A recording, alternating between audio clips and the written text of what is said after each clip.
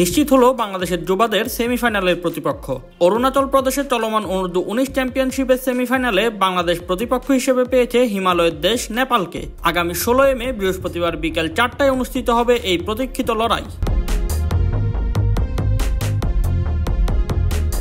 Group এ থেকে champion হয়ে সেমিফাইনালে পা রেখেছে বাংলাদেশ অনূর্ধ্ব-19 দল। একটি জয় ও একটি ড্র নিয়ে 4 পয়েন্ট সংগ্রহ করে ফয়সাল মুর্শেদরা গ্রুপের শীর্ষে থেকে শেষ 4-এ জায়গা করে নিয়েছে।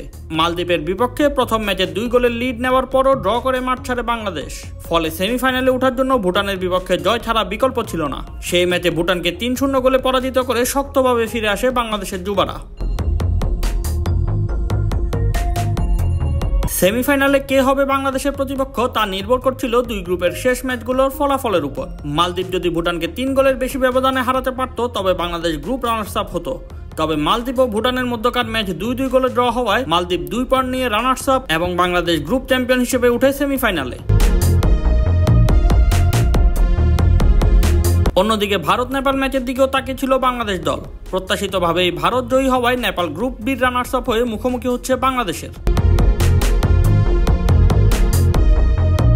টুর্নামেন্টের বর্তমান চ্যাম্পিয়ন বাংলাদেশ দল আত্মবিশ্বাসে ভরপুর।